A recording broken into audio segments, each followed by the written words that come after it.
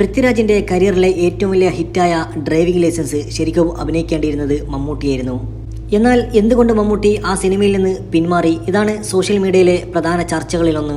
ഇതിനെക്കുറിച്ച് പൃഥ്വിരാജിൻ്റെ വാക്കുകൾ ഇങ്ങനെയാണ്: മമ്മൂട്ടിയുടെ പേഴ്സണൽ ലൈഫും ആ ഡ്രൈവിംഗ് ലൈസൻസിലെ ക്യാരക്ടറും തമ്മിൽ പല സാമ്യതകളും ചിലർക്ക് തോന്നിയേക്കാം.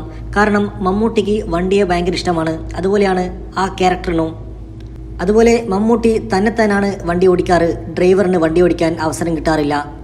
മമ്മൂട്ടി ശുണ്ഠിക്കാരനാണ്, കോപക്കാരനാണ് എന്നൊരു മുൻധാരണ പലർക്കുമുണ്ട്.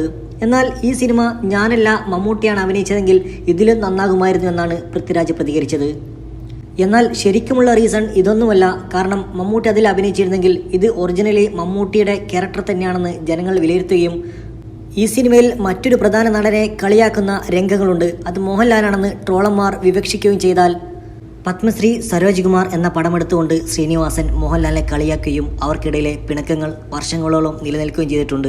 ഈ സിനിമയിൽ മമ്മൂട്ടി തന്നെ നേരിട്ട് അഭിനയിച്ച് അങ്ങനൊരു രംഗം വന്നാൽ അവർക്കിടയിലെ ബന്ധം വഷളാകുമോ എന്ന് മമ്മൂട്ടി ഭയന്നിട്ടുണ്ടാകണം. അതുകൊണ്ടാണ് അദ്ദേഹം ഈ പടത്തിൽ നിന്ന് പിന്മാറിയത്. ഫാൻസുകാർ എപ്പോഴും പരസ്പരം അടിയുണ്ടാക്കുമെങ്കിലും അവർക്കിടയിലെ അന്തർധാര വളരെ സജീവമാണ്.